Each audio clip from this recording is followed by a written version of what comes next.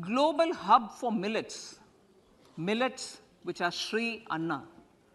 India is the forefront. India is at the forefront of popularizing millets, whose consumption furthers nutrition, food security, and welfare of farmers, said the Honorable Prime Minister. We are the largest producer and second largest exporter of Sri Anna in the world. We grow several types of Sri Anna, such as Sri Anna Jowar, Sri Anna Ragi, Sri Anna Bajra, Sri Anna Kutu, Ramdana, Kangni, Kutki, Kodo, China, and Sama.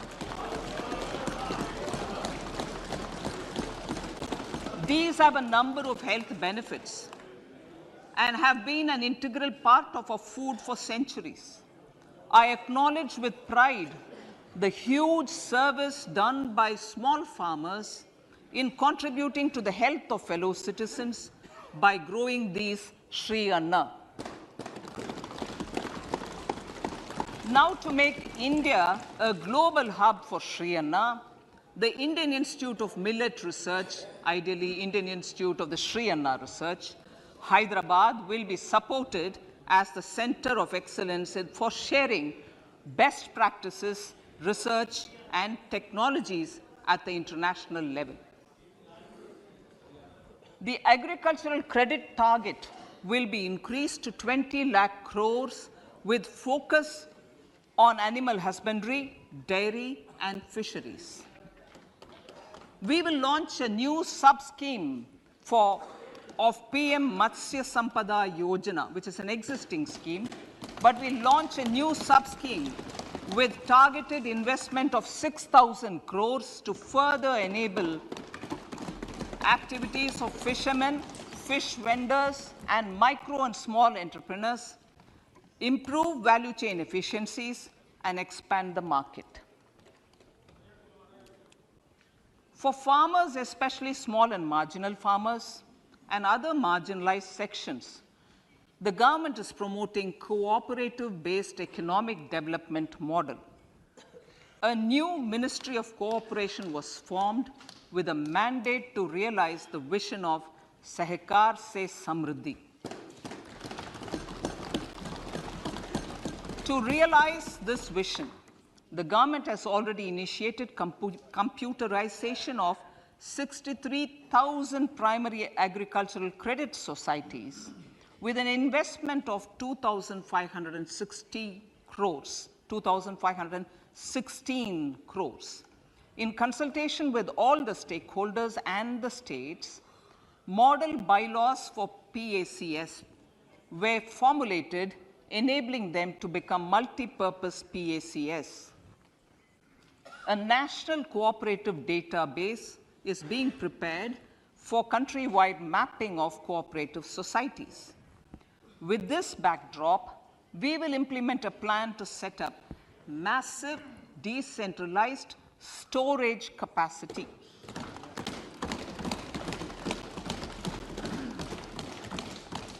This will help farmers store their produce and realize remunerative prices through sale at appropriate times.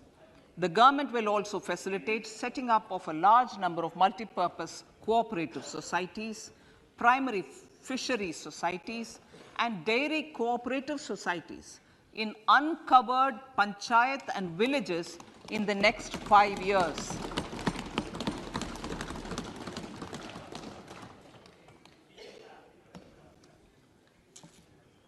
Health, education, and skilling. 157 new nursing colleges will be established in co-location with the existing 157 medical colleges established since 2014. A mission to eliminate sickle cell anemia by 2047 will be launched. It will entail awareness creation, universal screening of 7 crore people in the age group of 0 to 40 years in affected tribal areas, and counseling through collaborative efforts of central ministries and state governments. Facilities in select ICMR labs, Indian Council for Medical Research Labs, will be made available for research by public and private medical college faculty and private sector R&D teams for encouraging collaborative research and innovation. A new program to promote research and innovation in pharmaceuticals will be taken up through centers of excellence. We shall also encourage industry to invest in research and development in specific priority areas.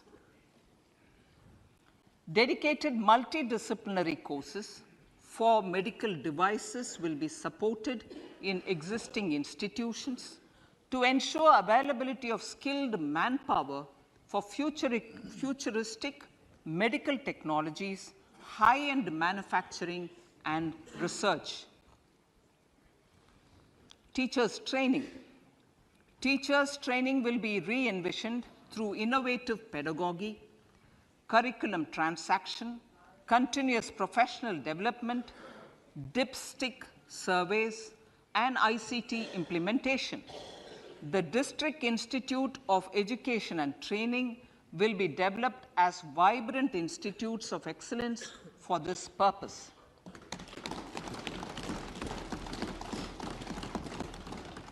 National Digital Library for Children and Adolescents. A National Digital Library for Children and Adolescents will be set up for facilitating availability of quality books across geographies, languages, genres, and levels, and device-agnostic accessibility. States will be encouraged to set up physical libraries for them at panchayat and ward levels and provide infrastructure for accessing the national digital library resources. Additionally, to build a culture of reading and to make up for pandemic time learning loss, the National Book Trust, the Children's Book Trust, and other sources will be encouraged to provide and replenish non-curricular titles in regional languages and in English to these physical libraries. Collaboration with NGOs that work in literacy will also be a part of this initiative. To inculcate financial literacy, financial sector regulators and organizations will be encouraged to provide age-appropriate reading material to these libraries. I move to priority 2, reaching the last mile. Prime Minister Vajpayee's government had formed the Ministry of Tribal Affairs and the Department of Development of Northeast Region to provide a sharper focus to the objective of reaching the last mile.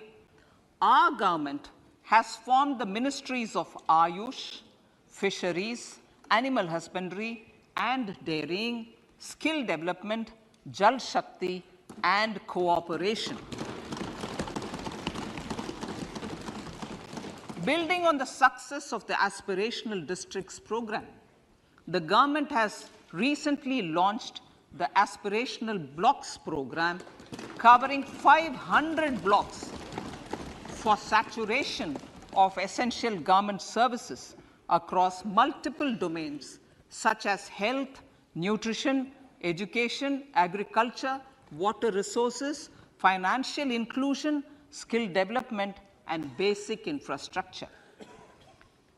Manya Speaker, sir, Pradhan Mantri PVTG, which is Primitive Vulnerable Tribal Groups Development Mission, is being launched.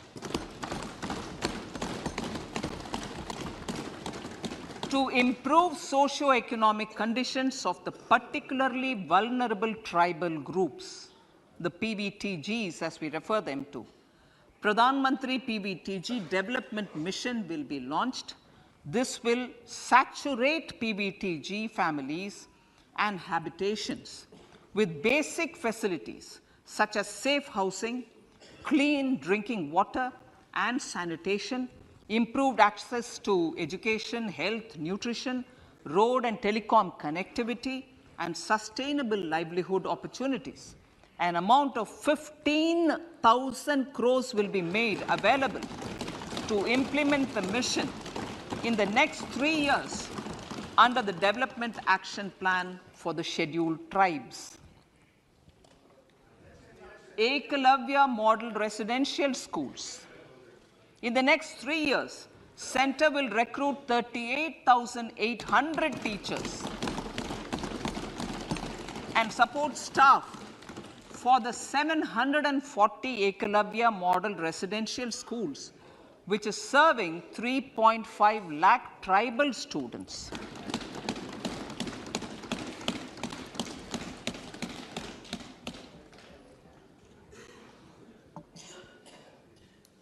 In the drought-prone central regions of Karnataka, central assistance of 5,300 crore will be given to Upper Bhadra project to provide sustainable micro irrigation and filling up of surface tanks for drinking water. PM Awas Yojana. The outlay for PM Awas Yojana is being enhanced by 66% to over 79,000 crores. Bharat Shared Repository of Inscriptions will be set up in a digital epigraphy museum with digitization of 1 lakh ancient inscriptions in the first stage. Support for poor prisoners. For poor persons who are in prisons and unable to afford the penalty or the bail amount, required financial support will be provided.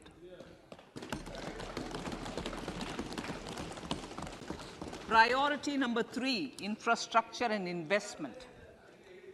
Investments in infrastructure and productive capacity have a large multiplier impact on growth and employment. After the subdued period of the pandemic, private investments are growing again.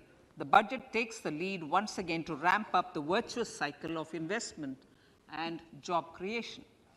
Honorable Speaker, sir, the capital investment outlay is being increased steeply for the 3rd year in a row by 33% to 10 lakh crores, which would be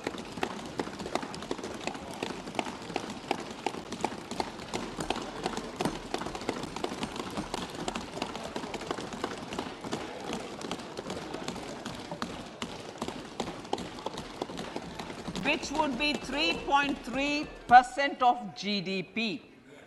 This will almost be 3 times the outlay made in 2019-20.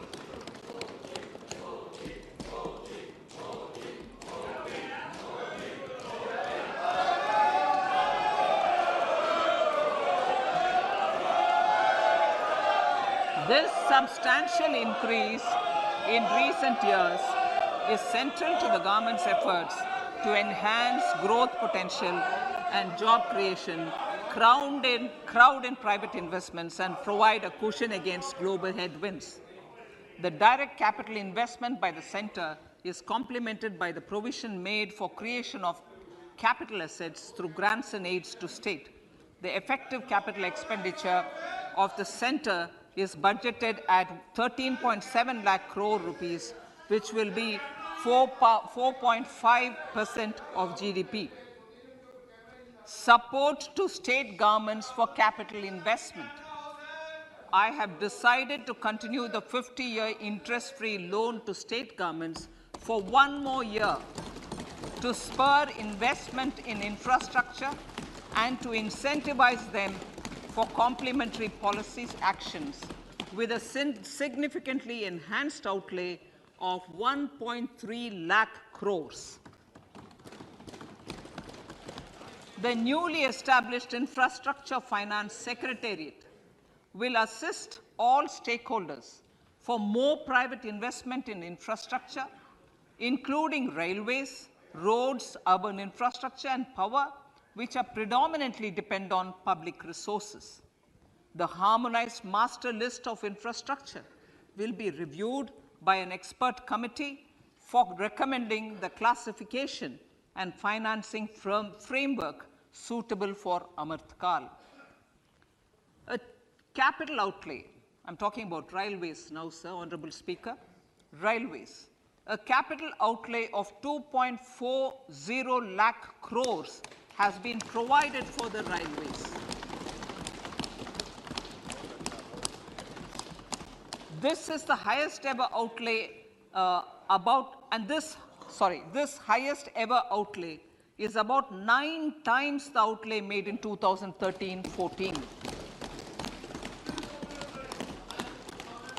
100 critical transport infrastructure projects for last and first mile connectivity for ports, coal, steel, fertilizer, and food grain sectors have been identified. They will be taken up on priority with investment of 75,000 crores, including 15,000 crore from private sources. 50 additional airports, heliports, water aerodromes, and advanced landing grounds will be revived for improving regional air connectivity.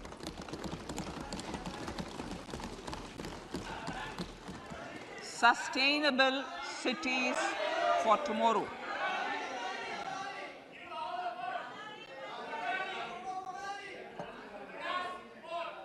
States and cities will be encouraged to undertake urban planning reforms and actions to transform our cities into sustainable cities of tomorrow. This means efficient use of land resources, adequate resources for urban infrastructure, transit-oriented development, enhanced availability and affordability of urban land, and opportunities for all. Through property tax governance reforms and ring-fencing user charges on urban infrastructure, cities will be incentivized to improve their creditworthiness for municipal bonds. Like the RIDF, an urban infrastructure development fund will be established through use of priority sector lending shortfall. This will be managed by the National Housing Bank and will be used by public agencies to create urban infrastructure in Tier 2 and Tier 3 cities. States will be encouraged to leverage resources from the grants of the 15th Finance Commission as well as existing schemes to adopt appropriate user charges while accessing the UIDF. We expect to make available 10,000 crore rupees per annum for this purpose. All cities and towns will be enabled for 100% mechanical desludging of septic tanks and sewers to transition from manhole to machine hole mode.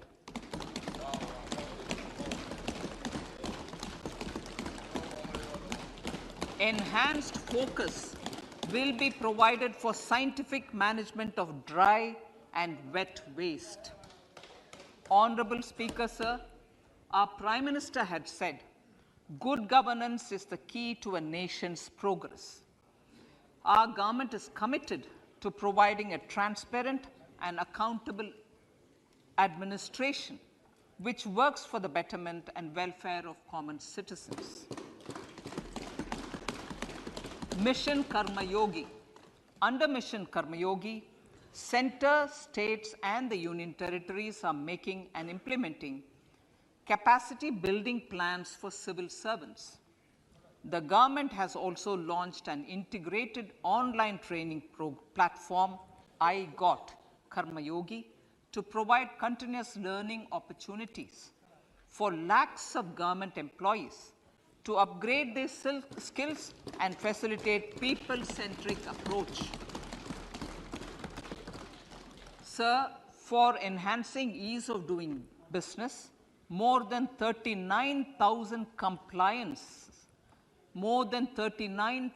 compliances have been reduced, and more than 3,400 legal provisions have been decriminalized.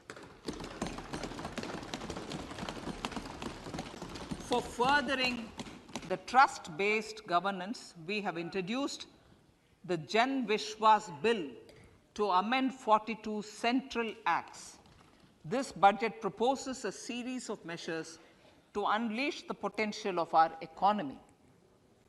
Centers of Excellence for Artificial Intelligence. For realizing the vision of Make AI in India and Make AI Work for India, 3 centers of excellence for artificial intelligence will be set up in top educational institutions. Leading industry players will partner in conducting interdisciplinary research, develop cutting-edge applications, and scalable problem solutions in the areas of agriculture, health, and sustainable cities. This will galvanize an effective AI ecosystem and nurture quality human resources in the field. National Data Governance Policy. To unleash innovation and research by startups and academia, a national data governance policy will be brought out. This will enable access to anonymized data. The KYC process will be simplified, adopting a risk-based instead of one-size-fits-all approach. The financial sector regulators will also be encouraged to have a KYC system fully amenable to meet the needs of digital India. One-stop solution for identity and address updating. A one-stop solution for reconciliation and updating of identity and address of individuals maintained by various government agencies, regulators, and regulated entities will be established using DigiLocker service and Aadhaar as foundational identity. Speaker, sir, common business identifier. For the business establishments required to have a permanent account number, the PAN will be used as the common identifier for all digital systems of specified government agencies. This will bring ease of doing business, and it will be facilitated through a legal mandate. For obviating the need for separate submission of same information to different government agencies, a system of unified filing process will be set up. Such filing of information or return in simplified forms on a common portal will be shared with other agencies as per the filer's choice. Vivad Se Vishwas 1, relief for MSMEs. In cases of failure by MSMEs to execute contracts during the COVID period, 95% of the forfeited amount relating to the bid or performance security will be returned to them by government and government undertakings. This will provide relief to the MSMEs. Vivad Se Vishwas 2, settling contractual disputes. To settle contractual disputes of government and government undertakings, wherein arbitral award is under challenge in a court, a voluntary settlement scheme with standardized terms will be introduced. This will be done by offering graded settlement terms depending on pendency level of the dispute. The state support mission of Niti Aayog will be continued for 3 years for our collective efforts towards national priorities. Result-based financing. To better allocate scarce resources for competing development needs, the financing of select schemes will be changed on a pilot basis from input-based to result-based. E-courts. For efficient administration of justice, Phase 3 of e-courts projects Phase 3 of the e-courts project will be launched with an outlay of 7,000 crores. Fintech services in India have been facilitated by our digital public infrastructure, including Aadhaar, PM Jan Dhan Yojana, Video, KYC, India Stack, and UPI. To enable more fintech innovative services, the scope of documents available in DigiLocker for individuals will be expanded. An entity DigiLocker will be set up for the use by MSMEs, large businesses, and also charitable trusts. This will be towards storing and sharing documents online securely whenever needed with various authorities, regulators, banks, and other business entities. 5G services. 100 labs for developing applications using 5G services will be set up in engineering institutions.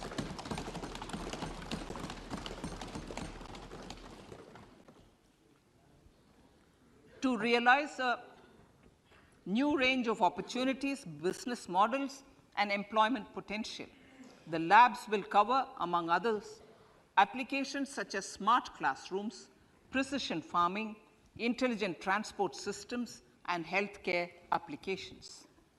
Lab-grown diamonds. Lab-grown diamonds is a technology and innovation-driven emerging sector with high employment potential. These environment-friendly diamonds, which have optically and chemically the same properties as natural diamonds. To encourage indigenous production of LGD, lab-grown diamond seeds and machines, and to reduce import dependency, a research and development grant will be provided to one of the IITs for 5 years. To reduce the cost of production, a proposal to review the custom duty on LGD seeds will be indicated in Part B of the speech. I come to the fifth priority, Honorable Speaker, sir, green growth. Honorable Prime Minister has given a vision for life or lifestyle for environment to spur a movement of environmentally conscious lifestyle.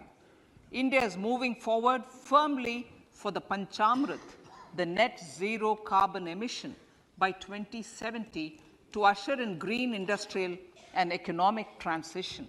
This budget builds on our focus on green growth. The recently launched National Green Hydrogen Mission, with an outlay of 19,700 crores, will facilitate transition of the economy to low carbon intensity, reduce dependence on fossil fuel imports, and make the country assume technology and market leadership in this sunrise sector. Our target is to reach an annual production of 5 MMT by 2030. Energy transition. This budget provides for 35,000 crores for priority capital investment towards energy transition and net zero objectives and energy security by Ministry of Petroleum and Natural Gas. To steer the economy, to steer the economy on sustainable development path, battery energy storage systems with capacity of 4,000 MWH will be supported with viability gap funding. A detailed framework for pumped storage projects will also be formulated. Renewable energy evacuation. The interstate transmission system for evacuation and grid integration of 13 gigawatt renewable energy from Ladakh will be constructed with investment of 20,700 crore, including central support of 8,300 crores. Green Credit Program. For encouraging behavioral change, a green credit program will be notified under the Environment Protection Act. This will incentivize environmentally sustainable and responsive actions by companies, individuals, and local bodies, and help mobilize additional resources for such activities. PM Program for Restoration, Awareness, Nourishment, and Amelioration of Mother Earth, PM Pranam, will be launched to incentivize states and union territories to promote alternative fertilizers and balanced use of chemical fertilizers. Go Bardhan Scheme. 500 new waste to wealth plants under Go Bardhan, galvanizing organic bio-agro resources done. Go Bardhan scheme will be established for promoting circular economy. These will include 200 compressed biogas plants, including 75 plants in urban areas, and 300 community or cluster-based plants at a total investment of 10,000 crores. I will refer to this in Part B also. In due course, a 5% CBG mandate will be introduced for all organizations marketing natural and biogas. For collection of biomass and distribution of biomanure, appropriate fiscal support will also be provided. Bharatiya Prakritik Kheti Bio Input Resource Centers. Over the next 3 years, we will facilitate 1 crore farmers to adopt natural farming. For this, Honorable Speaker, 10,000 bio input resource centers will be set up, creating a national level distributed micro fertilizer and pesticide manufacturing network. Mishti.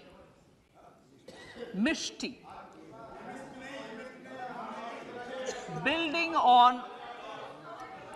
on India's success in afforestation, mangrove initiative for shoreline habitats and tangible incomes, Mishti, will be taken up for mangrove plantation along the coastline and on salt pan lands wherever feasible through convergence between Manrega, Campa Fund and other sources.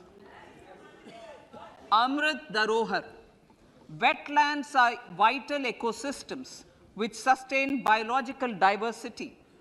In his latest Mann Ki Baat, the Prime Minister said, now, I quote, now the total number of Ramsar sites in our country has increased to 75, whereas before 2014, there were only 26, unquote. Local communities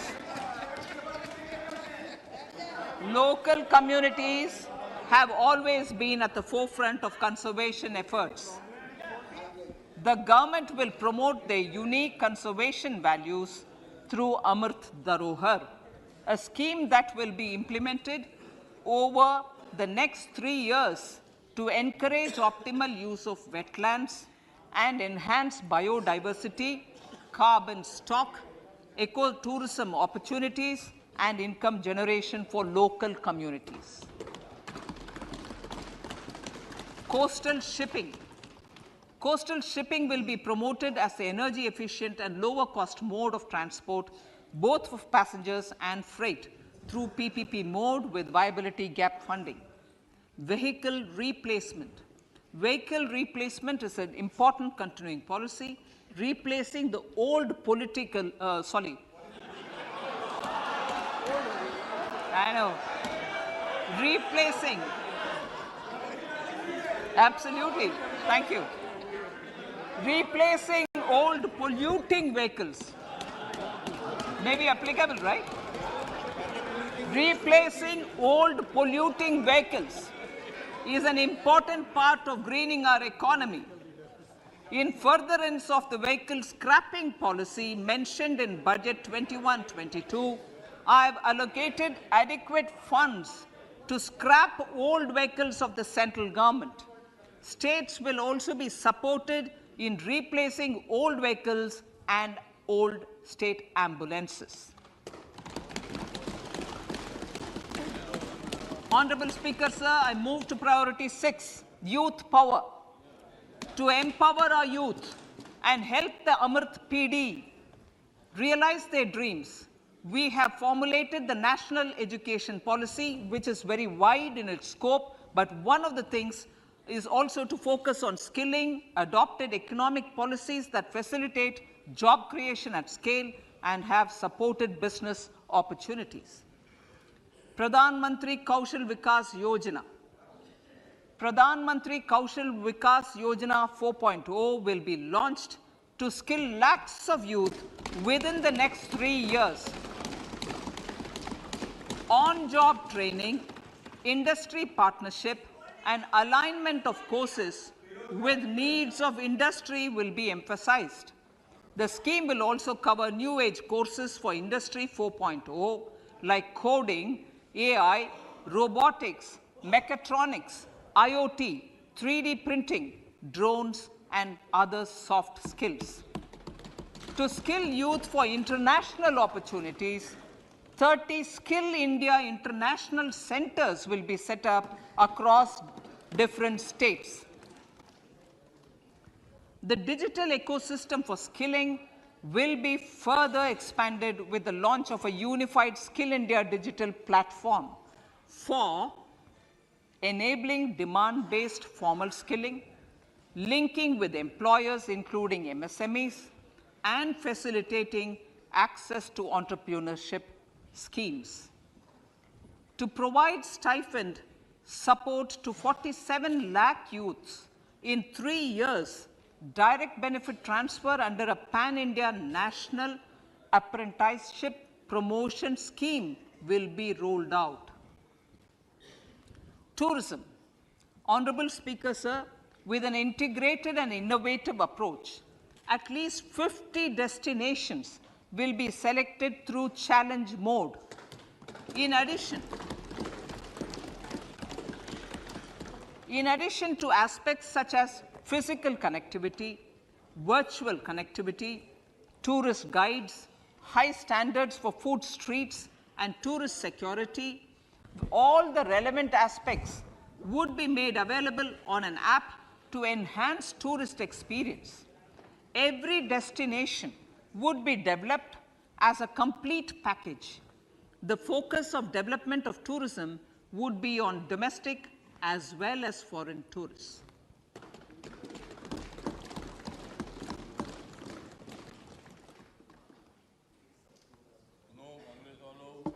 Sector-specific skilling and entrepreneurship development will be dovetailed to achieve the objectives of Dekho Apna Desh initiative. This was launched as an appeal by the Honorable Prime Minister to the middle class to prefer domestic tourism over international tourism. The integrated development of theme-based tourist circuits, the Swadesh Darshan scheme, was also launched. Under the Vibrant Villages program, tourism infrastructure and amenities will be facilitated in border villages. Unity Mall. States will be encouraged to set up a Unity Mall in their state capital or most prominent tourism center or the financial capital for promotion and sale of their one district, one product and GI products and other handicraft products, and for providing space for such products of all other states as well. Sir, priority number 7, financial sector. Our reforms in the financial sector and innovative use of technology have led to financial inclusion at scale, better and faster service delivery, ease of access to credit, and participation in financial markets. This budget proposes to further these measures. Credit guarantee for MSMEs. Last year, I proposed revamping of the credit guarantee scheme for the MSMEs. I am happy to announce that the revamped scheme will take effect from 1st April 2023 through infusion of 9,000 crores in the corpus. This will enable additional collateral-free guaranteed credit of 2 lakh crores of rupees. Further, the cost of credit will be reduced by about 1%. A national financial information registry will be set up to serve as the central repository of financial and ancillary information. This will facilitate efficient flow of credit, promote financial inclusion, and foster financial stability. A new legislative framework will govern this credit public infrastructure and will be designed in consultation with the RBI. To meet the needs of Amritkal and to facilitate optimum regulation in the financial sector, public consultation, as necessary and feasible, will be brought to the process of regulation making and issuing subsidiary directions.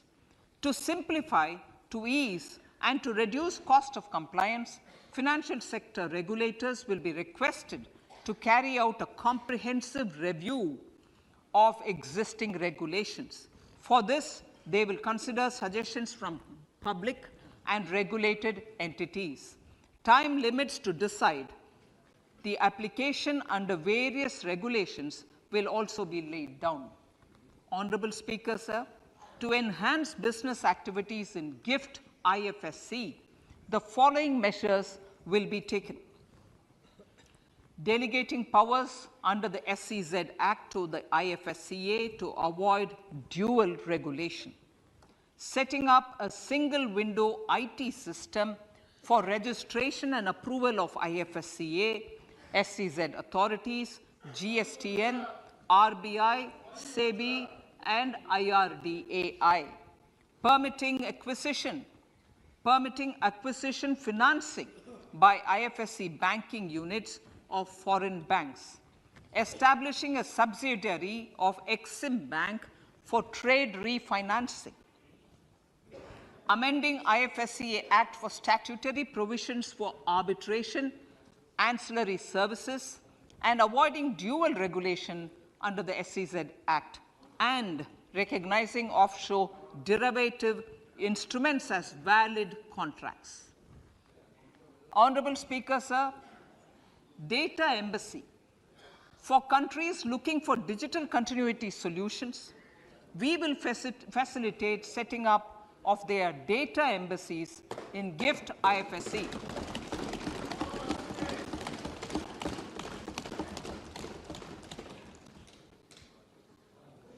Improving governance and investor protection in banking sector. To improve bank governance and enhance investors' protection, certain amendments to the Banking Regulation Act, the Banking Companies Act, and the Reserve Bank of India Act are being proposed. Capacity building in securities market. Honorable Speaker, sir, to build capacity of functionaries and professionals in the securities market, SEBI will be empowered to develop, regulate, maintain, and enforce norms and standards for education in the National Institute of Securities Markets and to recognize award of degrees, diplomas and certificates. A central processing center will be set up for faster response to companies through centralized handling of various forms filed with field officers under the Companies Act. Reclaiming of shares and dividends. For investors to reclaim unclaimed shares and unpaid dividends from the Investor Education and Protection Fund Authority with ease, from the Investor Education and Protection Fund Authority with ease, an integrated IT portal will be established. Digital payments continue to find wide acceptance. In 2022, they show an increase of 76% in transaction and 91% in value. Fiscal support for this digital public infrastructure will continue in 2023-2024. Azadi ka Amrit Mahotsav, Mahila Samman Bachat Patra. For commemorating Azadi ka Amrit Mahotsav, a one-time new small savings scheme, Mahila Samman Savings Patra or Savings Certificate, Mahila Samman Savings Certificate will be made available for a 2-year period up to March 2025. This will offer deposit facility up to 2 lakh in the name of a woman or girls for a tenure of 2 years at fixed interest rate of 7.5% with partial withdrawal option. Senior citizens. The maximum deposit limit for senior citizens savings scheme will be enhanced from 15 lakh to 30 lakhs of rupees. The maximum deposit limit for monthly income account scheme will be enhanced from 4.5 lakh to 9 lakh for single account and from 9 lakh to 15 lakh for joint account. Honorable Speaker, sir, fiscal management. 50 years interest-free loan to states. The entire 50-year loan to states has to be spent on capital expenditure within 2023-24. Most of this will be at the discretion of the states, but a part will be conditional on states increasing their actual capital expenditure. Parts of the outlay will also be linked to or allocated for the following purposes: scrapping old government vehicles, urban planning reforms and actions, financing reforms in urban local bodies to make them credit-worthy for municipal bonds, housing for police personnel above or as part of the police station, constructing unity malls, children and adolescent libraries and digital infrastructure, and state share of capital expenditure of central schemes.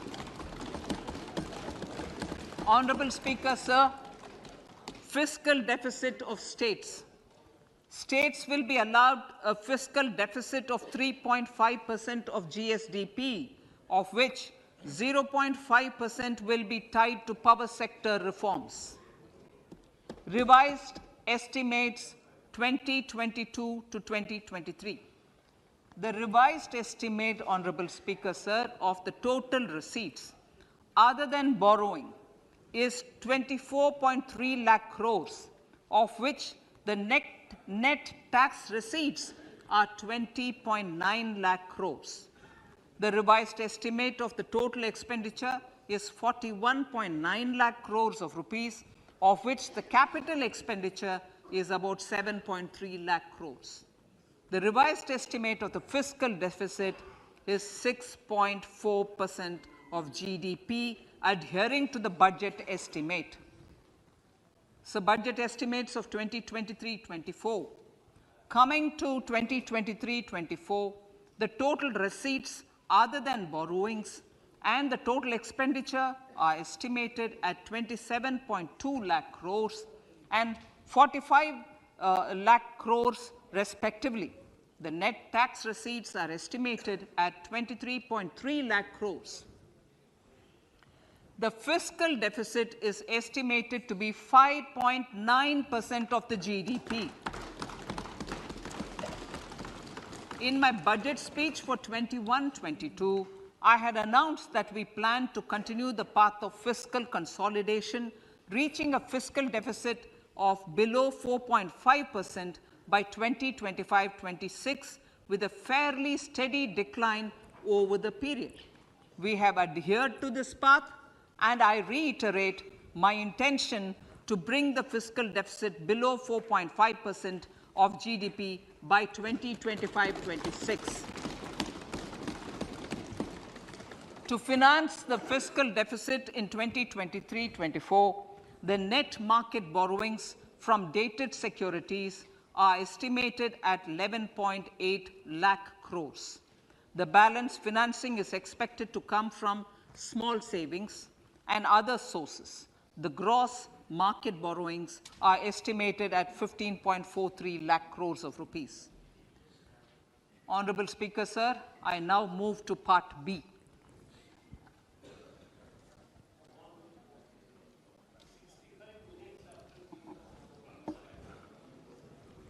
Indirect taxes. My indirect tax proposals will aim to promote exports, boost domestic manufacturing, enhance domestic value addition, encourage green energy and mobility. A simplified tax structure with fewer tax rates helps in reducing compliance burden and improving tax administration. I propose to reduce the number of basic customs duty rates on goods other than textiles and agriculture from 21 to 13. As a result, there are minor changes in the basic custom duties, cesses and surcharges on some items including toys, bicycle, automobiles and naphtha. Green mobility.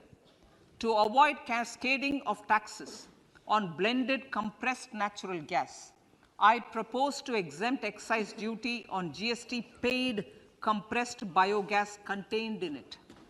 To further provide impetus to green mobility, customs duty exemptions is being extended to import of capital goods and machinery required for manufacture of lithium-ion cells for batteries used in electrical vehicles as well. Electronics. As a result of various initiatives of the government, including phased manufacturing program, mobile phone production in India has increased from 5.8 crore units valued at about 18,900 crore in 2014-15 to 31 crore units valued at 2,75,000 crore in the last financial year. To further deepen domestic value addition in manufacturing of mobile phones, I propose to provide relief to customs duty. I propose to provide relief in customs duty on import of certain parts and inputs like camera lens and continue the concessional duty on lithium-ion cells for batteries for another year. Similarly, to promote value addition in manufacture of televisions, I propose to reduce the basic customs duty on parts of open cells of TV panels to 2.5%. Electrical. To rectify inversion of duty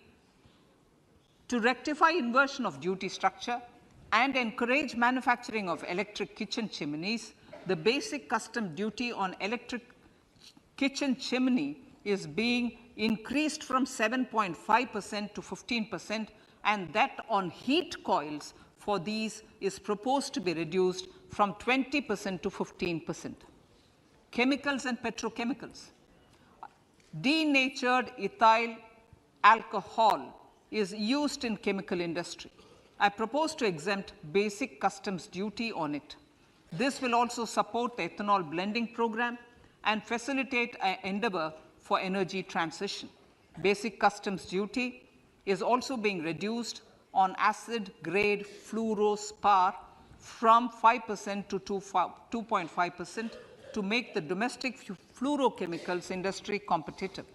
Further, the basic customs duty on crude glycerin for use in manufacture of epichlorohydrin is proposed to be reduced from 7.5% to 2.5%.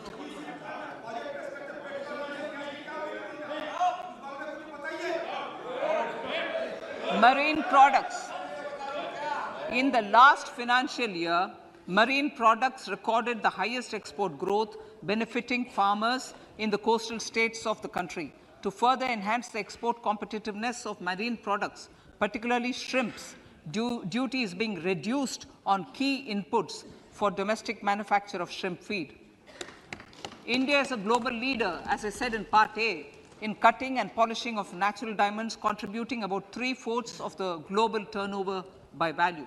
With the depletion of deposits of natural diamonds, the industry is moving towards lab-grown diamonds, and it holds huge promise. To seize this opportunity, I propose to reduce the basic customs duty on seeds used in their manufacture. Customs duties on door or doré and bars of gold and platinum were increased earlier this fiscal. I propose to increase the duties on articles made therefrom to enhance the duty differential. I also propose to increase the import duty on silver doors, bars, and articles to align them with that on gold and platinum. To facilitate availability of raw materials for the steel sector, exemptions from basic custom duty on raw materials for manufacture of CRGO steel, ferrous scrap, and nickel cathode is being continued. Similarly, the concessional BCD of 2.5% on copper scrap is also being continued to ensure the availability of raw materials for secondary copper producers who are mainly in the MSME sectors. Compounded rubber. The basic custom duty rate on compounded rubber is being increased from 10% to 25% or 30 kg, whichever is lower, at par with that of natural rubber other than latex, to curb circumvention of duty. Cigarettes. National calamity contingent duty on specified cigarettes was last revised 3 years ago. This is proposed to be revised upwards by about 16%. Direct taxes. I now come to my direct tax proposals. Honorable Speaker, these proposals aim to maintain continuity and stability of taxation, further simplify and rationalize various provisions to reduce the compliance burden, promote the entrepreneurial spirit, and provide tax relief to citizens.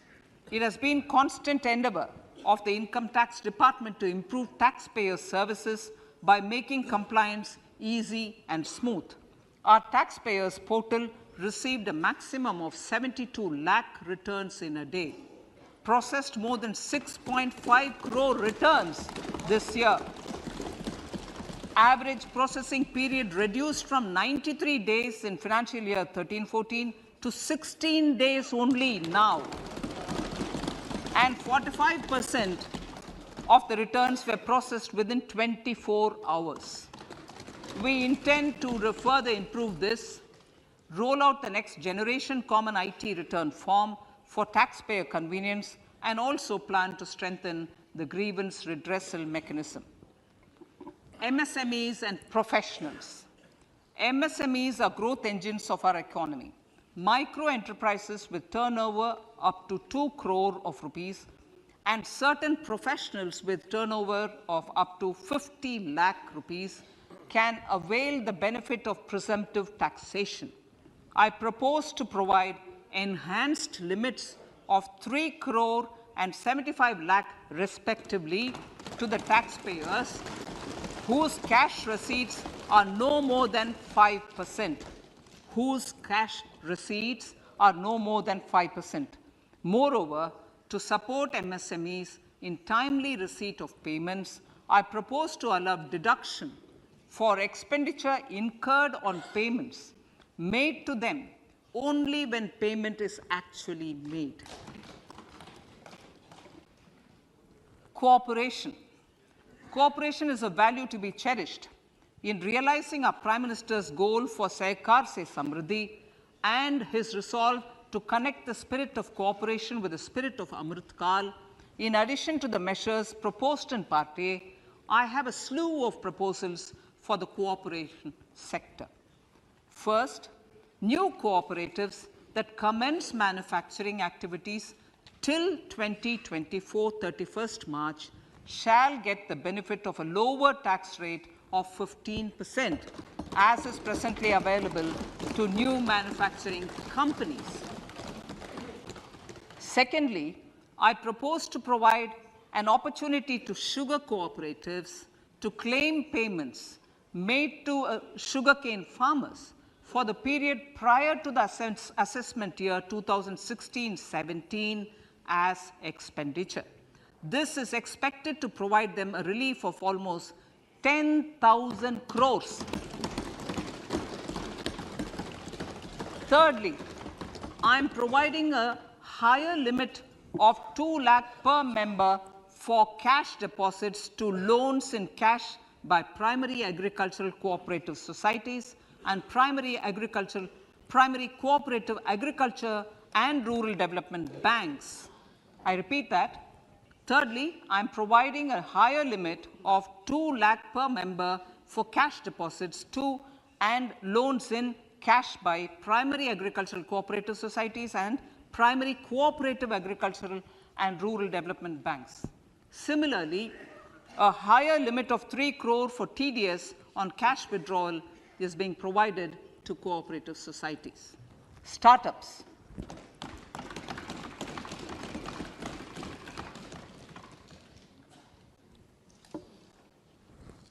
Entrepreneurship is vital for a country's economic development. We have taken a number of measures for startups and they have borne results. India is now the third largest ecosystem for startups globally and ranks second in innovation quality among middle-income countries. I propose to extend the date of incorporation for income tax benefits to startups from 31/3/2023 to 31/3/2024.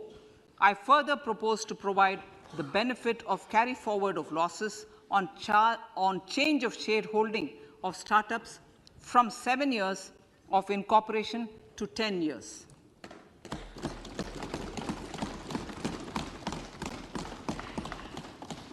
To reduce the pendency of appeals at commissioner level, I propose to deploy about 100 joint commissioners for disposal of small appeals. We shall also be more selective in taking up cases for scrutiny of returns already received this year. Better targeting of tax concessions. For better targeting of tax concessions and exemptions, I propose to cap deduction from capital gains on investment in residential house under Section 54 and Section 54F to 10 crores. Another proposal with similar intent is to limit income tax exemption from proceeds of insurance policies with very high value. Rationalization. Honorable Speaker, sir, there are a number of proposals relating to rationalization and simplification. Income of authorities, boards, and commissions set up by statutes of union or state for the purpose of housing, development of cities, towns, and villages, and regulating and developing an activity or matter is proposed to be exempted from income tax.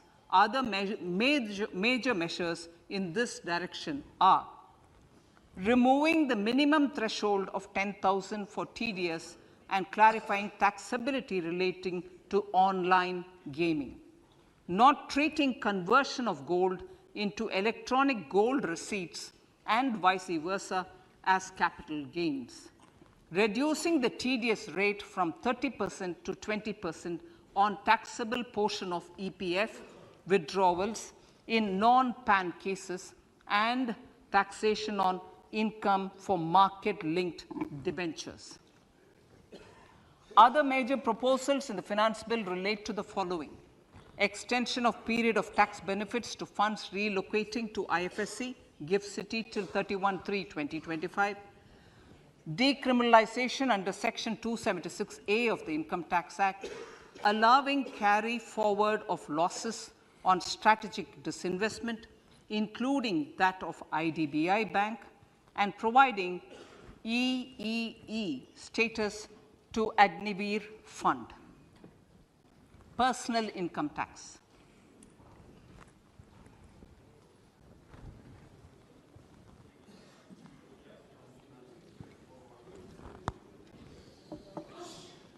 Now I come to what everyone is waiting for. Personal income tax. I have 5 major announcements to make in this regard. These primarily benefit our hard-working middle class. The first one concerns rebate. Currently, those with income up to 5 lakh do not pay any income tax in both old and new regimes. I propose to increase the rebate limit to 7 lakhs in the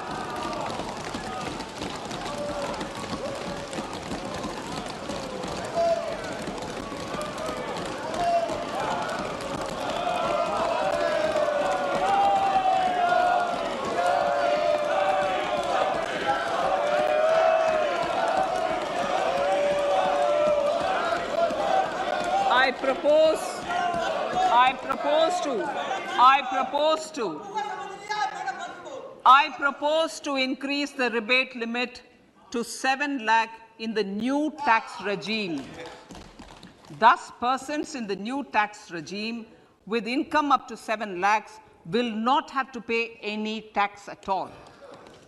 The second proposal relates to middle class individuals. I had introduced in the year 2020 the new personal income tax regime with 6 income slabs starting from 2.5 lakh. I propose to change the tax structure in this regime by reducing the number of slabs to 5 and increasing the tax exemption limit to 3 lakhs. The new tax rates are 0 to 3 lakh, nil; 3 to 6 lakhs, 5%; 6 to 9 lakhs, 10%; 9 to 12 lakh, 15%; 12 to 15 lakhs, 20%; and above 15 lakhs, 30%. This will provide major relief to all taxpayers in the new regime. An individual with an annual income of 9 lakhs will be required to pay only 45,000 rupees. This is only 5% of his or her income. It is a reduction of 25% on what he or she is required to pay now. That is 60,000. So in the place of 60,000, it is now only 45,000. Similarly, an individual with an income of 15 lakh rupees would be required to pay only 1.5 lakh or 10% of his income or her income, a reduction of 20% from the existing liability of 1,87,500 rupees.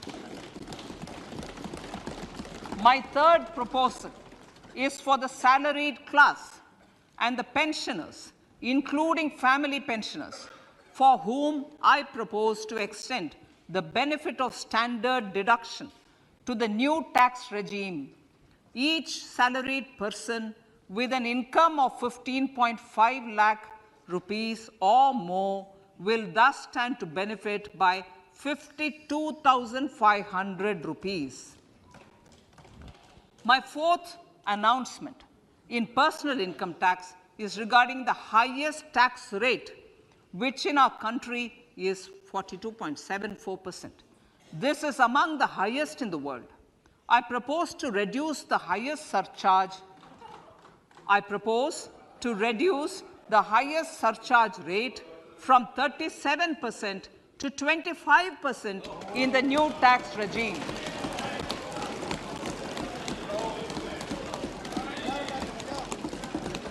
This would result in reduction of the maximum rate.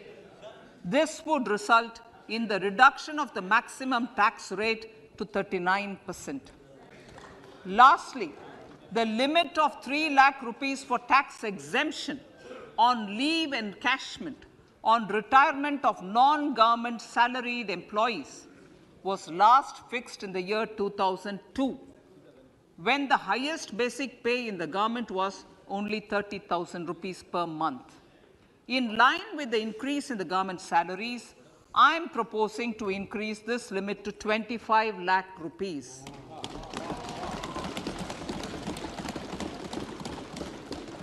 We are also making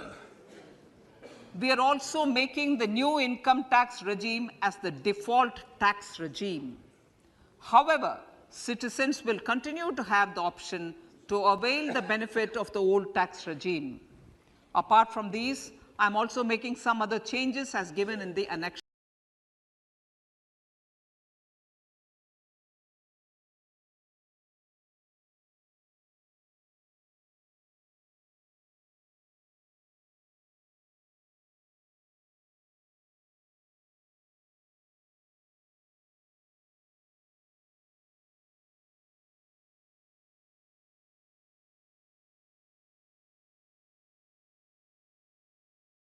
Time.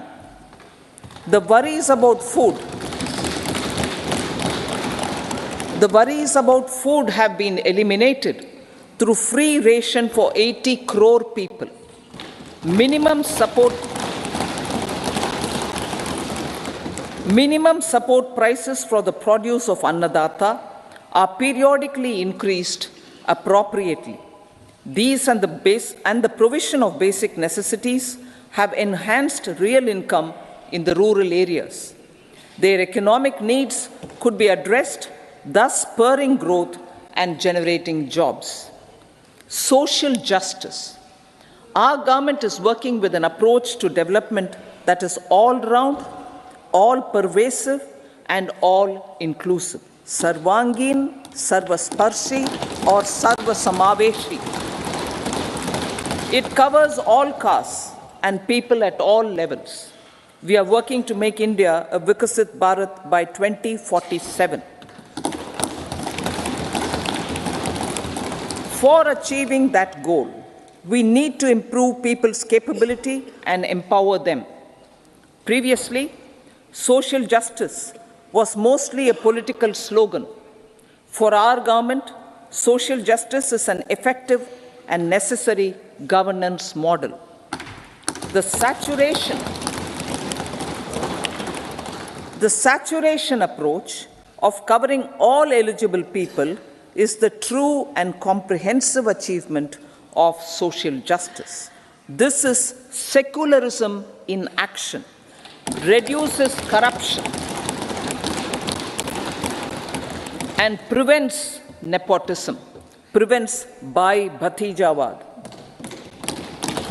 There is transparency and assurance that benefits are delivered to all eligible people. The resources are distributed fairly. All, regardless of their social standing, get access to opportunities. We are addressing systemic inequalities that had plagued our society. We focus on outcomes and not on outlays, so that the social economic transformation is achieved. As a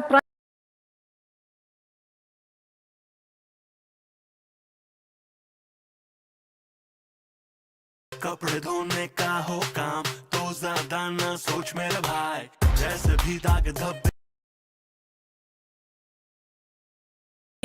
Mahilaye, Yuva and Annadata,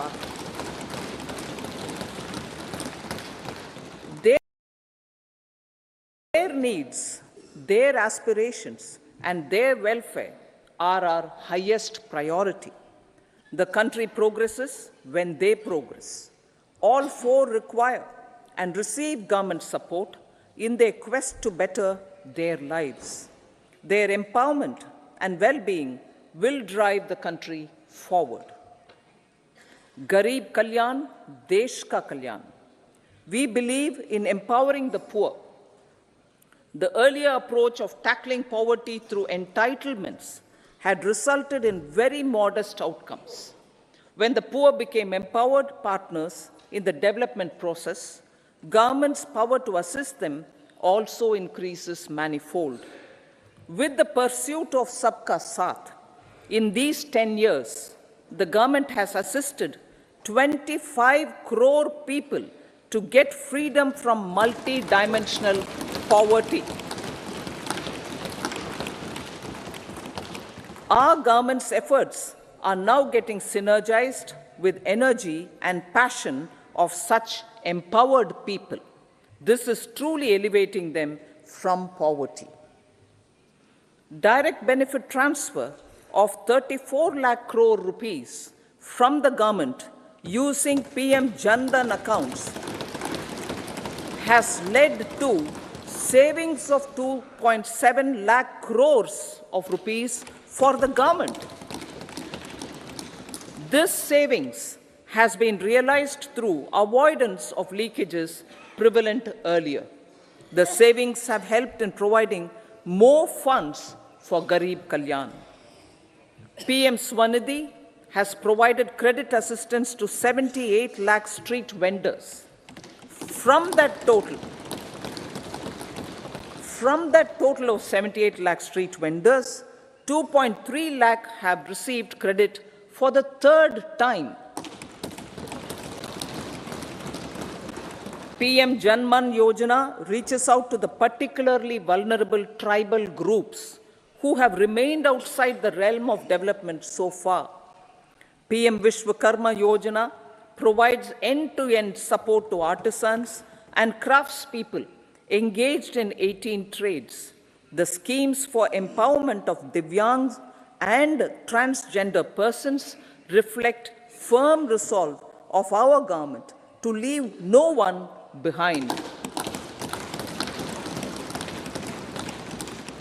Welfare of Annadata.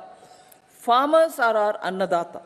Every year under PM Kisan Samman Yojana, direct financial assistance is provided to 11.8 crore farmers, including marginal and small farmers. Crop insurance is given to 4 crore farmers under PM Fasal Bima Yojana. These, besides several other programs, are assisting Annadata in producing food for the country and for the world. Electronic National Agricultural Market has integrated 1,361 mandis and is providing services to 1.8 crore farmers with trading volume of 3 lakh crores of rupees. The sector is poised for inclusive, balanced, higher growth and productivity. These are facilitated from farmer-centric policies, income support, coverage of risks through price and insurance support, promotion of technologies and innovations through startups. Empowering the Amrit PD, the Yuva. Our prosperity depends on adequately equipping and empowering the youth. The National Education Policy 2020 is ushering the transformational reforms.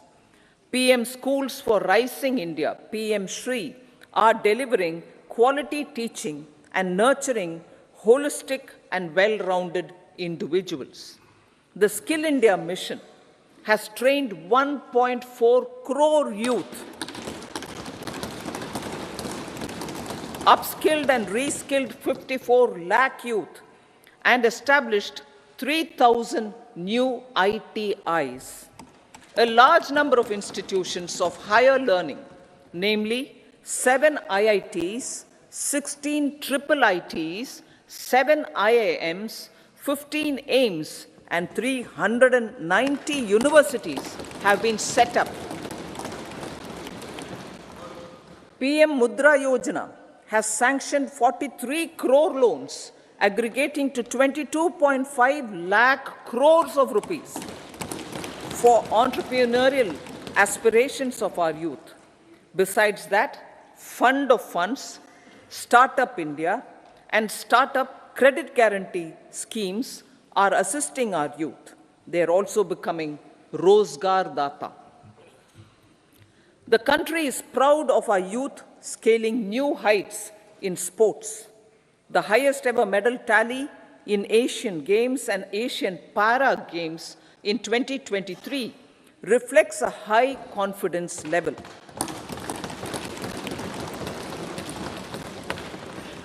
Chess prodigy and our #1 ranked player Pragyananda put up a stiff fight against the reigning world champion Magnus Carlsen in 2023. Today, India has over 80 chess grandmasters compared to little over 20 in 2010. Momentum for Nari Shakti.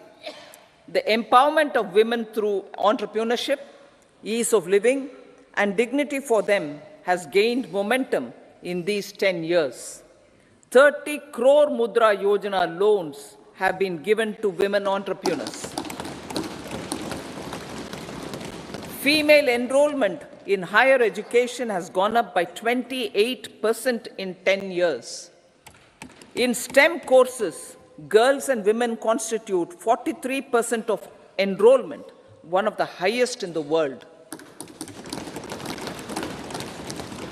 All these measures are getting reflected in the increasing participation of women in workforce. Making triple talaq illegal, reservation of 1/3 seats for women in the Lok Sabha and state assemblies, and giving over 70% houses under PM Awas Yojana in rural areas to women, and giving over 70% houses under PM Awas Yojana in rural areas to women as sole or joint owners have enhanced their dignity. Exemplary track record of governance, development, and performance. Besides delivering on high growth in terms of gross domestic product, the government is equally focused on a more comprehensive GDP, that is, governance, development, and performance. Our government has provided transparent, accountable, people-centric, and prompt, trust-based administration with citizen-first and minimum government, maximum governance approach. The impact of all-round development is discernible in all sectors. There is macroeconomic stability, including in the external sector. Investments are robust. The economy is doing well. People are living better and earning better, with even greater aspirations for future. Average real income of the people has increased by 50%. Inflation is moderate. People are getting empowered, equipped, and enabled to pursue their aspirations. There is effective and timely delivery of programs and of large projects. Economic management. The multi-pronged economic management over the past 10 years has complemented people-centric, inclusive development. Following are some of the major elements. 1. All forms of infrastructure, physical, digital, or social, are being built in record time.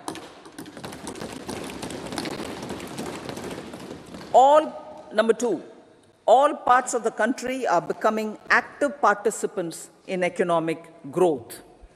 Number 3, digital public infrastructure, a new factor of production as if in the 21st century, is instrumental in formalization of the economy. Number 4, goods and services tax has enabled one nation, one market, one tax. Tax reforms have led to deepening and widening of tax base. Number 5, strengthening of the financial sector has helped in making savings, credit, and investments more efficient. Number 6, GIFT, IFSC, and the Unified Regulatory Authority, IFSCA, are creating a robust gateway for global capital and financial services for the economy. Number 7, proactive inflation management has helped keep inflation within the policy band. Now, the global context, Honorable Speaker, sir. Geopolitically, global affairs are becoming more complex and challenging with wars and conflicts.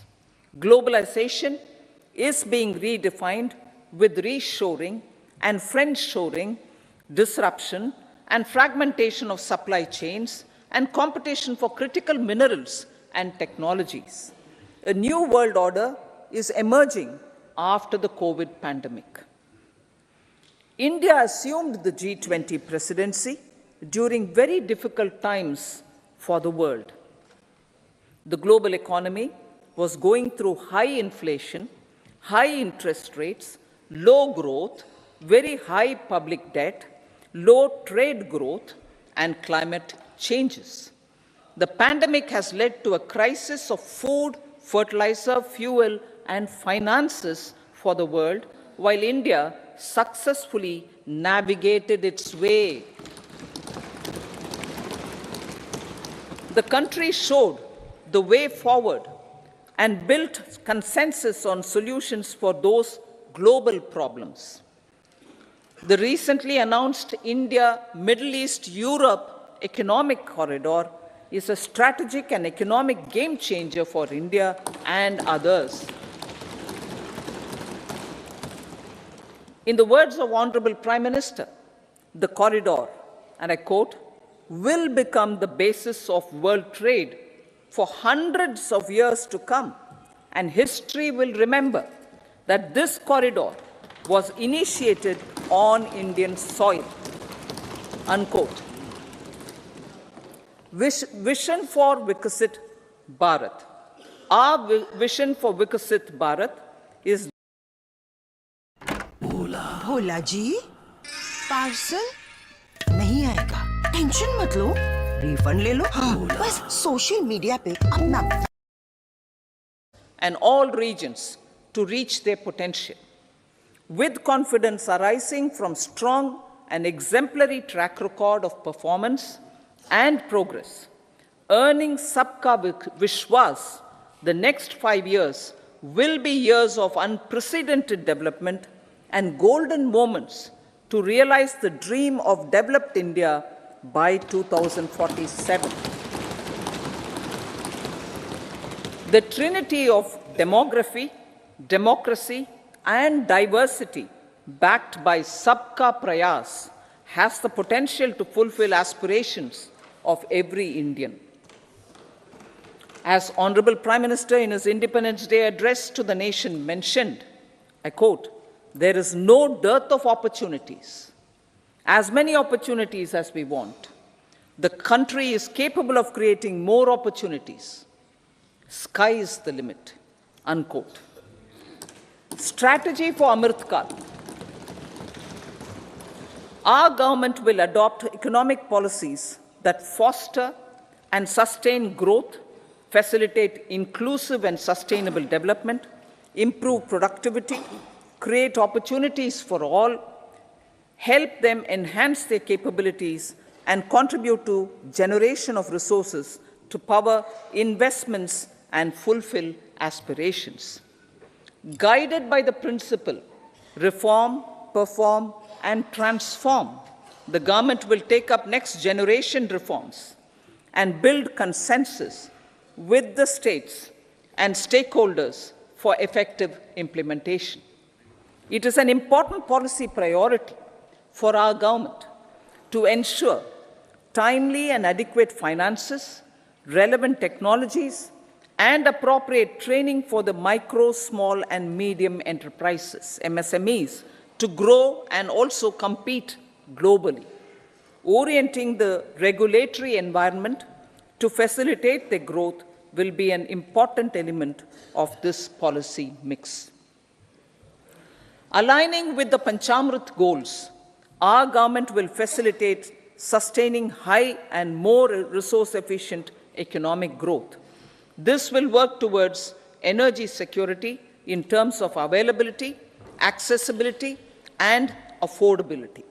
For meeting the investment needs, our government will prepare the financial sector in terms of size, capacity, skills, and regulatory framework. Aspirational Districts Program. Our government stands ready to assist the states in faster development of aspirational districts and blocks, including generation of ample economic opportunities. Development of the East. Our government will pay utmost attention to make the eastern region and its people a powerful driver of India's growth. PM Awas Yojana Gramin. Despite the challenges due to COVID, implementation of PM Awas Yojana Gramin continued, and we are close to achieving the target of 3 crore houses. 2 crore more houses will be taken up in the next 5 years to meet the requirement arising from increase in the number of families. Rooftop solarization and Muft Bijli. Through rooftop solarization, 1 crore households will be enabled to obtain up to 300 units free electricity every month. This scheme follows the resolve of Honorable Prime Minister on the historic day of consecration of Sri Ram Mandir in Ayodhya. Following benefits are expected. Savings up to 15 to 18,000 rupees annually for households from free solar electricity and selling the surplus to the distribution companies. Charging of electric vehicles. Entrepreneurship opportunities for a large number of vendors for supply and installation. Employment opportunities for the youth with technical skills in manufacturing, installation, and maintenance. Housing for middle class. Our government will launch a scheme to help deserving sections of the middle class, and I quote from Honorable Prime Minister's words, living in rented houses or slums or chawls and unauthorized colonies, unquote, to buy or build their own houses.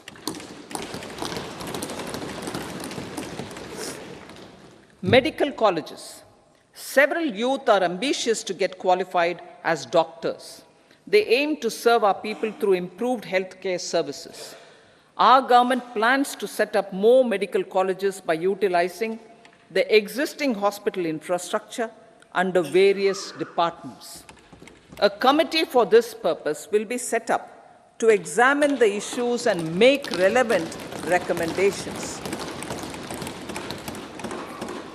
Cervical cancer vaccination.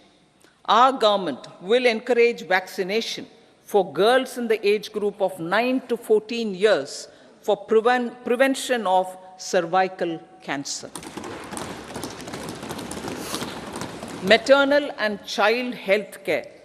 Various schemes for maternal and child care will be brought under one comprehensive program for synergy in implementation. Upgradation of Anganwadi centers under Saksham Anganwadi and Poshan 2.0 will be expedited for improved nutrition delivery, early childhood care, and development. The newly designed You-Win platform for managing immunization and intensified efforts of Mission Indradhanush will be rolled out expeditiously throughout the country. Ayushman Bharat. Healthcare cover under Ayushman Bharat scheme will be extended to all ASHA workers, to all Anganwadi workers, and helpers. Agriculture and food processing. The efforts of value addition in agriculture sector and boosting farmers' incomes will be stepped up. Pradhan Mantri Kisan Sampada Yojana has benefited 38 lakh farmers and generated 10 lakh employment. Pradhan Mantri Formalization of Micro Food Processing Enterprises Yojana has assisted 2.4 lakh SHGs and 60,000 individuals with credit linkages. Other schemes are complementing the efforts for reducing post-harvest losses and improving productivity and incomes. For ensuring faster growth of the sector, our government will further promote private and public investment in post-harvest activities, including aggregation, modern storage, efficient supply chains, primary and secondary processing and marketing and branding. Nano DAP. After the successful adoption of nano urea, application of nano DAP on various crops will be expanded in all agroclimatic zones. Atmanirbhar Oil Seeds Abhiyan. Building on the initiative announced in 2022, a strategy will be formulated to achieve Atmanirbharta for oil seeds such as mustard, groundnut, sesame, soya bean, and sunflower. This will cover research for high-yielding varieties, widespread adoption of modern farming techniques, market linkages, procurement, value addition, and crop insurance. Dairy development. A comprehensive program for supporting dairy farmers will be formulated. Efforts are already on to control foot and mouth disease. India is the world's largest milk producer with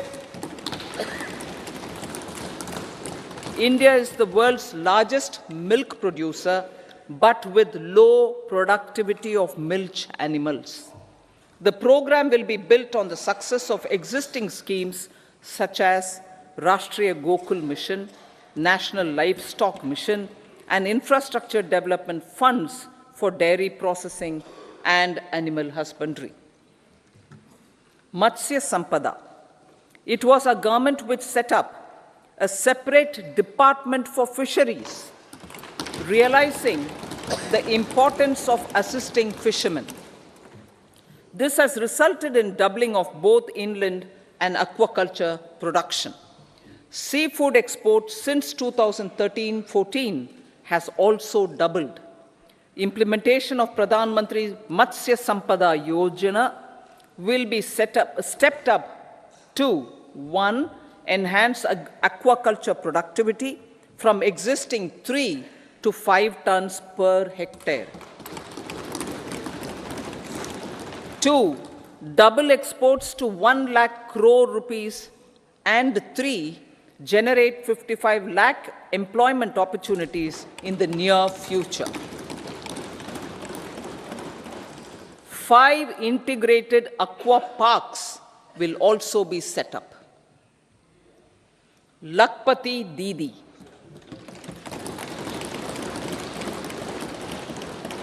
$83 lakh SHGs with 9 crore women are transforming rural socio-economic landscape with empowerment and self-reliance. Honorable Speaker said, their success has assisted nearly 1 crore women to become Lakpati Didi already. They are an inspiration to others. Their achievements will be recognized through honoring them. Buoyed by the success, it has been decided to enhance the target for Lakpati Didi from 2 crores to 3 crores.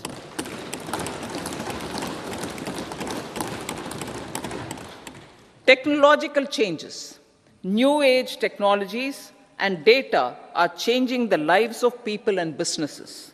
They are also enabling new economic opportunities and facilitating provision of high-quality services at affordable prices for all, including those at the bottom of the pyramid. Opportunities for India at the global level are expanding. India is showing solutions through innovation and entrepreneurship of its people. Research and innovation for catalyzing growth, employment, and development. Prime Minister Shastri, Prime Minister Lal Bahadur Shastri, gave the slogan of Jai Jawan, Jai Kisan. Prime Minister Vajpayee, Atal Bihari Vajpayee ji, made that Jai Jawan, Jai Kisan, Jai Vigyan. Prime Minister Modi has furthered that to Jai Jawan, Jai Kisan, Jai Vigyan, and Jai Anusandhan, as innovation is the foundation of development. For our tech-savvy youth, this will be a golden era. A corpus of 1 lakh crore rupees will be established with 50-year interest-free loan provided. The corpus will provide long-term financing or refinancing with long tenors and low and or nil. I repeat that sentence. The corpus will provide long-term financing or refinancing with long tenors and low or nil interest rates. This will encourage the private sector to scale up research and innovation significantly in sunrise domains.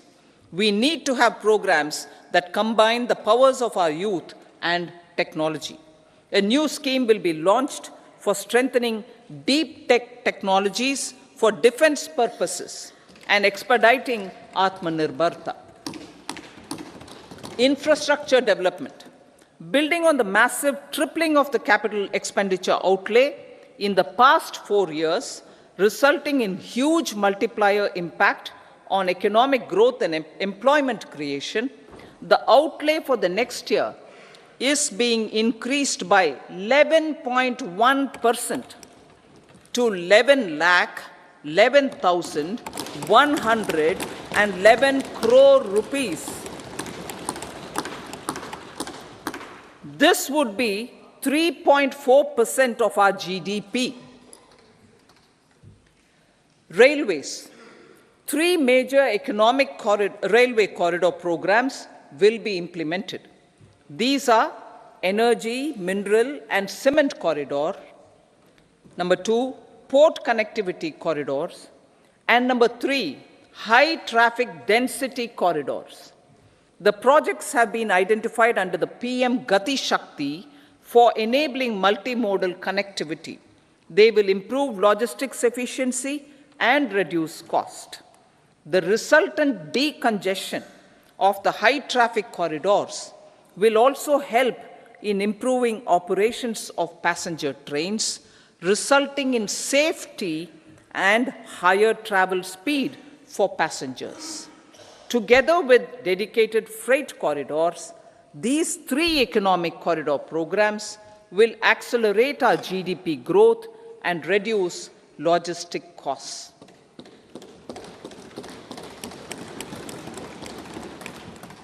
40,000 normal rail bogies will be converted to Vande Bharat standards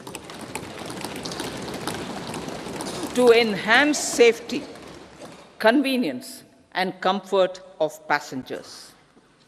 Aviation sector. The aviation sector has been galvanized in the past 10 years.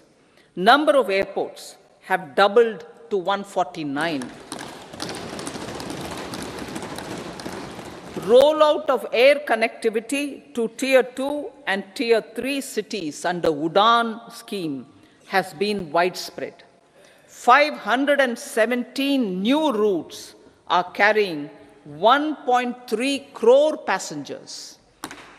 Indian carriers Indian carriers have proactively placed orders for over 1,000 new aircrafts. Expansion of existing airports and development of new airports will continue expeditiously. Metro and Namo Bharat. We have a fast expanding middle class and rapid urbanization is taking place. Metro rail and Namo Bharat can be the catalyst for the required urban transformation. Expansion of these systems will be supported in large cities, focusing on transit-oriented development. Green energy. Towards meeting our commitment for net zero by 2070, the following measures will be taken. Viability gap funding will be provided for harnessing offshore wind energy, potential for initial capacity of 1 gigawatt. Coal gasification and liquefaction capacity of 100 metric tons will be set up by 2030. This will also help in reducing imports of natural gas, methanol, and ammonia. Phased mandatory blending of compressed biogas in compressed natural gas for transport and piped natural gas for domestic purposes will be mandated. Financial assistance will be provided for procurement of biomass aggregation machinery to support collection. Electric vehicle ecosystem. Our government will expand this and strengthen the e-vehicle ecosystem by supporting manufacturing and charging infrastructure. Greater adoption of e-buses for public transport networks will be encouraged through payment security mechanism. Biomanufacturing and biofoundry. For promoting green growth, a new scheme of biomanufacturing and biofoundry will be launched. This will provide environment-friendly alternatives such as biodegradable polymers, bioplastics, biopharmaceuticals, and bioagri inputs. This scheme will also help in transforming today's consumptive manufacturing paradigm to the one based on regenerative principles. Blue Economy 2.0. For promoting climate resilient activities for Blue Economy 2.0, a scheme for restoration and adaptation measures and coastal aquaculture and mariculture with integrated and multi-sectoral approach will be launched. Comprehensive development of tourist centers. The success of organizing G20 meetings in 60 places presented diversity of India to global audience.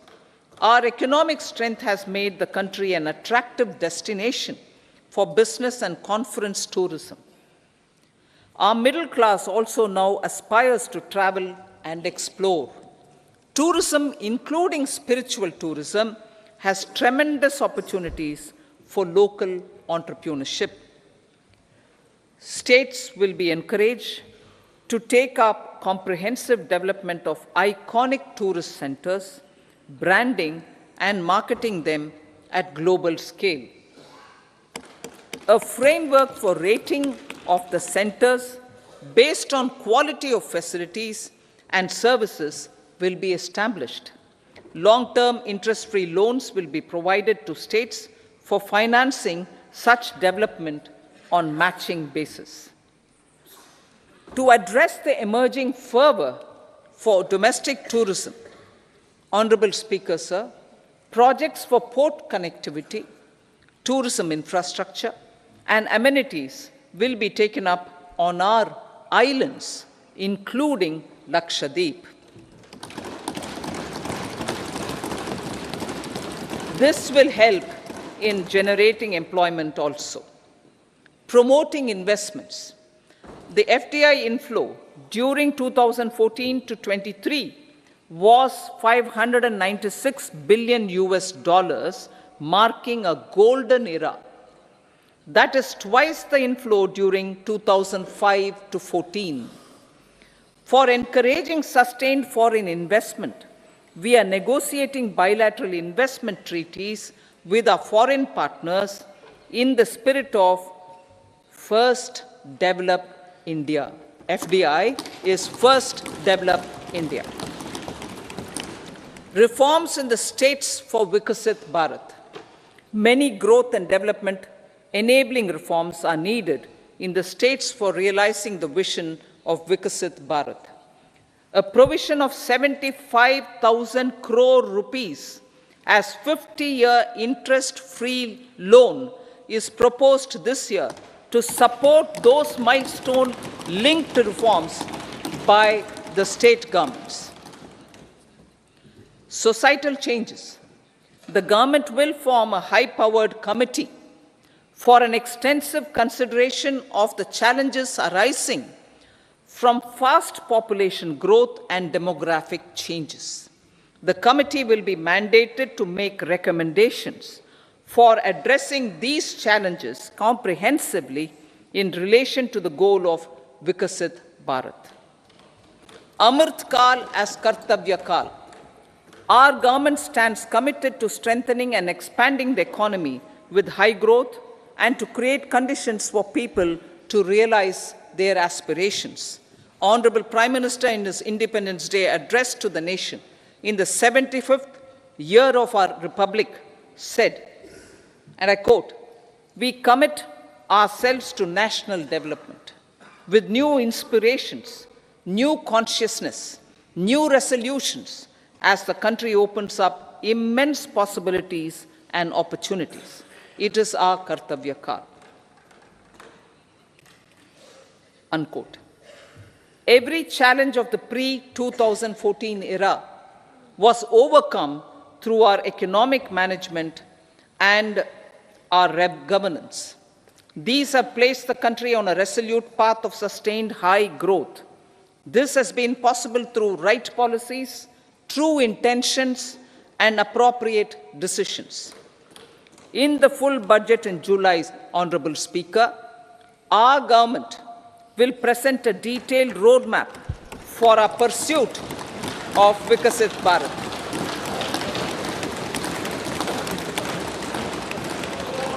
Revised estimates of 2023-24. The revised estimate of the total receipts other than borrowings is 27.56 lakh crores of rupees, of which the tax receipts are 23.24 lakh crore rupees. The revised estimate of total expenditure is 44.90 lakh crore rupees. The revenue receipts at 30.03 lakh crore rupees are expected to be higher than the budget estimate, reflecting strong growth momentum and formalization in the economy. The revised estimate of the fiscal deficit is 5.8% of GDP, improving on the budget estimate, notwithstanding moderation in the nominal growth estimates. Budget estimates for 2024-25. Coming to the year 2024-25, the total receipts other than borrowings and total expenditure are estimated at 30.80 and 47.66 lakh crore rupees respectively. The tax receipts are estimated at 26.02 lakh crore rupees. The scheme of 50-year interest-free loan for capital expenditure to states will be continued this year with an outlay of 1.3 lakh crore rupees. We continue on the path of fiscal consolidation, as announced in my budget speech of 2021-22, to reduce fiscal deficit below 4.5% by 25-26. The fiscal deficit in 2024-25 is estimated to be 5.1% of GDP, adhering to that path. So the gross net the gross and net market borrowings through dated securities during 24-25 are estimated at 14.13 lakh crore rupees and 11.75 lakh crore respectively. Both will be less than that in 23-24.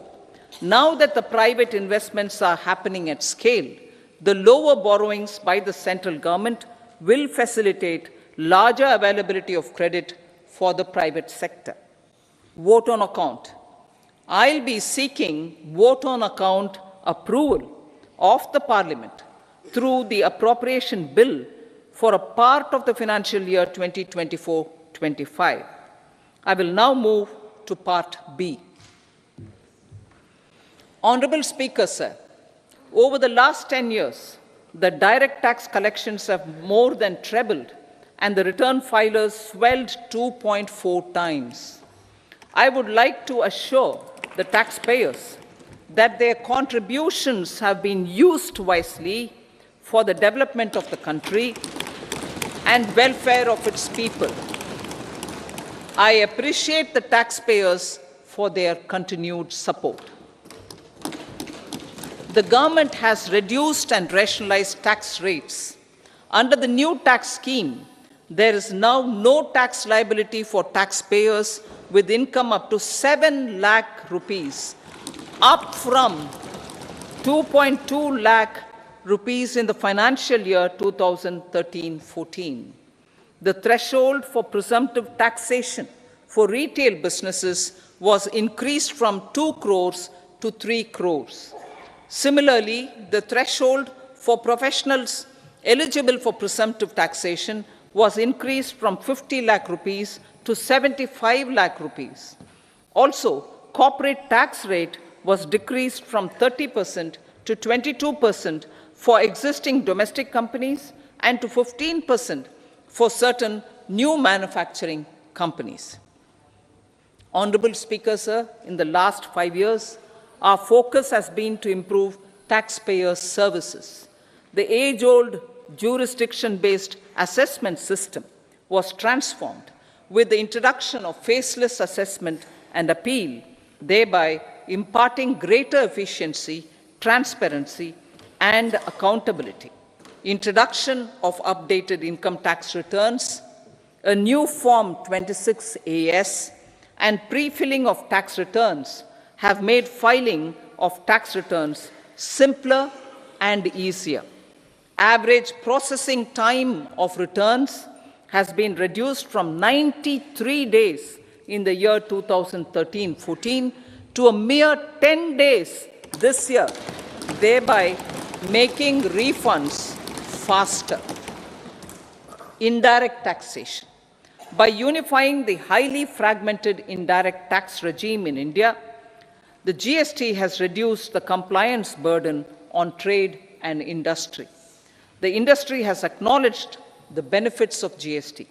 According to a recent survey conducted by a leading consulting firm, 94% of industry leaders view the transition to GST as largely positive. According to 80% of the respondents, it has led to supply chain optimization, as elimination of tax arbitrage and octroi has resulted in disbanding of checkposts at the state and city boundaries. At the same time, tax base of GST more than doubled, and the average monthly gross GST collection has almost doubled to 1.66 lakh crores this year. States too have benefited. States' SGST revenue, including compensation released to states in the post-GST period of 2017-18 to 2022-23, has achieved a buoyancy of 1.22. In contrast, the tax buoyancy of state revenues from subsumed taxes in the pre-GST 4-year period of 2012-13 to 2015-16 was a mere 0.72. The biggest beneficiaries are consumers, as reduction in logistic cost and taxes have brought down prices of most goods and services. We have taken a number of steps in customs to facilitate international trade. As a result, the import release time declined by 47% to 71 hours at inland container depots, by 28% to 44 hours at air cargo complexes, and by 27% to 85 hours at seaports over the last 4 years since 2019, when the national time release studies were first started. Tax proposals. As for tax proposals, in keeping with the convention, I do not propose to make any changes relating to taxation and propose to retain the same tax rates for direct and indirect taxes, including import duties. However, certain tax benefits to startups and investments made by sovereign wealth or pension funds, as also tax exemption on certain income of some IFSC units, are expiring on 31/3/2024. To provide continuity in taxation, I propose to extend the date to 31/3/2025. Moreover, in line with our government's vision to improve ease of living and ease of doing business, I wish to make an announcement to improve taxpayers' services. There are a large number of petty, non-verified, non-reconciled, or disputed direct tax demands, many of them dating as far back as 1962, which continue to remain on the books, causing anxiety to honest taxpayers and hindering refunds of subsequent years. Honorable Speaker, sir, I propose to withdraw such outstanding direct tax demands up to 25,000 rupees pertaining to the period up to financial year 2009-10 and up to 10,000 rupees for financial years 2010-11 to 2014-15. This is expected to benefit about 1 crore taxpayers. 1 crore taxpayers would benefit out of this. Economy then and now. In 2014, when our government assumed the reins, the responsibility to mend the economy step by step and to put the governance systems in order was enormous. The need of the hour was to give hope to the people, to attract investments, and to build support for the much-needed reforms. The government did that successfully, following a strong belief of nation first. The crisis of those years has been overcome, and the economy has been put firmly on a high, sustainable growth path with all-round development. It is now appropriate to look at where we were then. I repeat, it is now appropriate to look at where we were then till 2014 and where we are now, only for the purpose of drawing lessons from the mismanagement of those years. The government will lay a white paper on table of the House.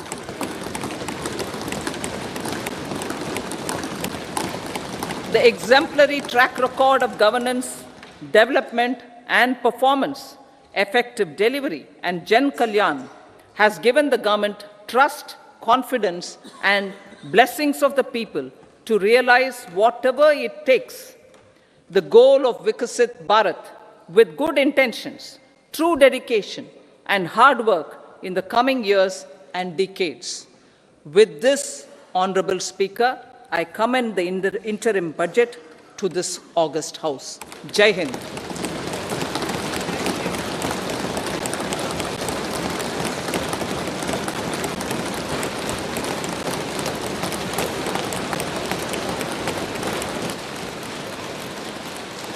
Item number 2 Shrimati Nirmala Sitharaman ji.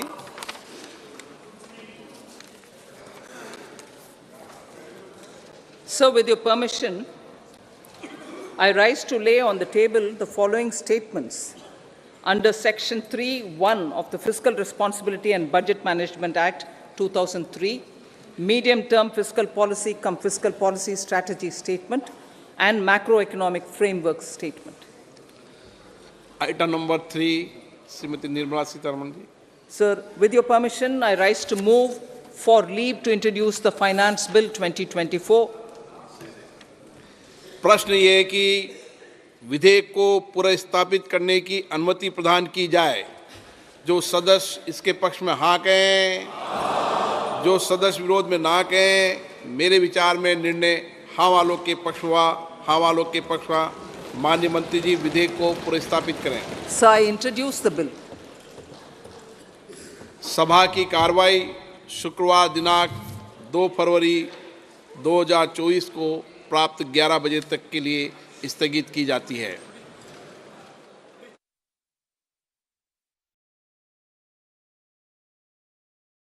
Special housing loan scheme for women. Rate of interest at 8.35%. Zero processing charges, no prepayment charges. Takeover of loans at zero cost. Now is the right time to be a woman home buyer. ग्रामीण अर्थव्यवस्था के संरक्षक agriculture insurance company of India.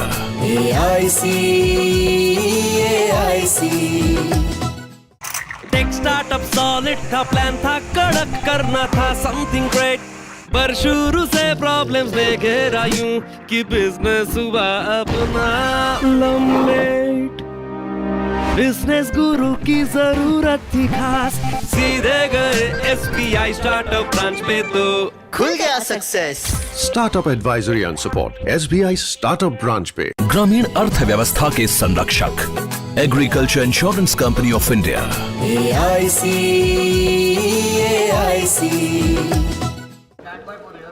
यारो, शादी तो मैं प्रीति से ही करूंगा।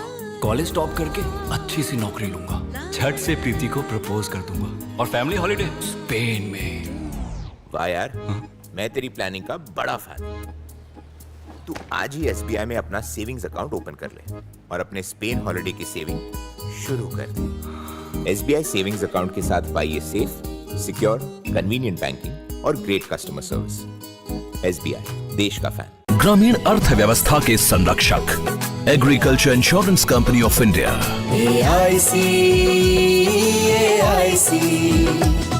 महिलाओं के लिए विशेष ऋण योजना। मात्र 8.35% ब्याज दर, न कोई प्रोसेसिंग चार्ज, न कोई पूर्व भुगतान।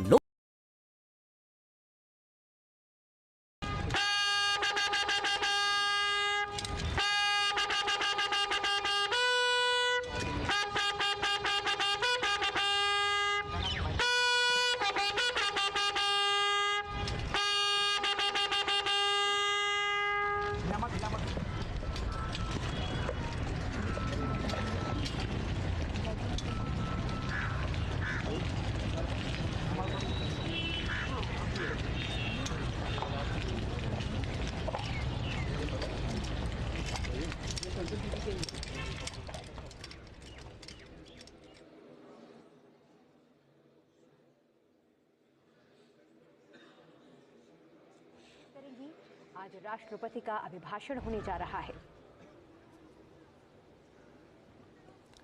ये आप देख सकते हैं पवित्र सेंगोल को लेकर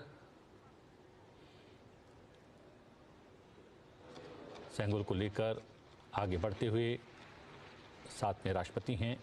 सेंगोल को स्थापित किया जाएगा सदन के भीतर। भारतीय वैभवशाली लोकतंत्र का प्रतीक है ये सेंगोल।